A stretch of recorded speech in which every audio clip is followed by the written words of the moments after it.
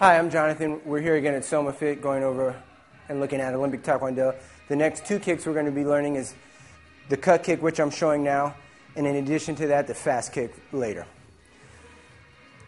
We'll start and go back to my fighting stance. My weight is distributed a little more on my front leg. I'm on the balls of my feet.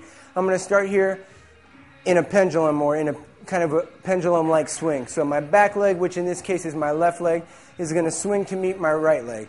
As that happens, the minute they touch, almost like the trigger to a gun, I'm going to then raise my knee up quickly, thrust my foot out so that my heel is really leading the rest of my body.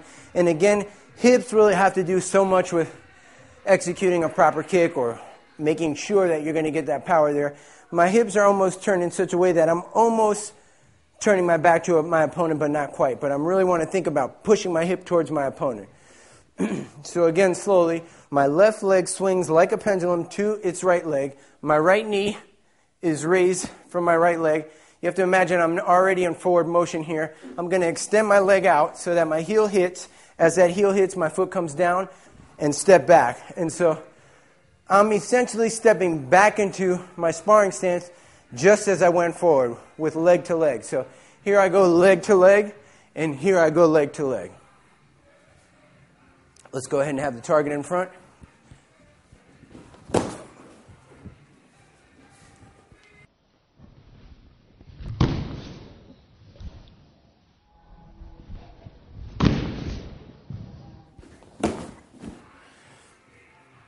You'll see that this kick, for the most part, is a kick that goes predominantly to the hips and the torso. And it's not a kick that would be thrown to the head. Biomechanically, it would be an easy kick to move away from or duck, and we don't want that. Our goal is to hit our opponent and strike them with as much power and force as we can, displacing their body and making it so that they can't continue. So speaking of that, we have Samir here in a chest protector, which is a piece of safety equipment that is used in sparring as well as training as well. And it's basically condensed foam that surrounds your torso. As you can see, there are 3 blue circles across the center of this chest protector, which mark the target areas of this chest protector, or hogu as it's referred to in Korean. This is where essentially I'm going to plant my feet. And the noise that's made when this happens is a popping sound like a smack, or in this case a hard smack from my foot or instep.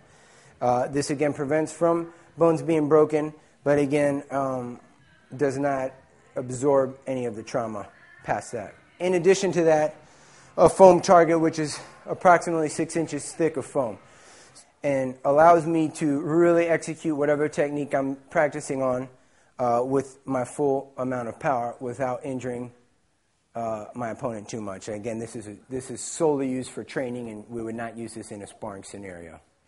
So again, this kick really displaces my opponent or knocks him away from me or down.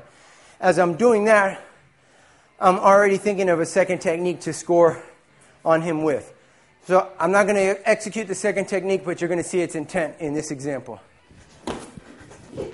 And that's the second kick. Could have come from my left foot, could have come from my right foot. But again, I'm pushing him off of his center and thinking of his head as the target area. So that's a cut kick. Next kick coming up is a back kick.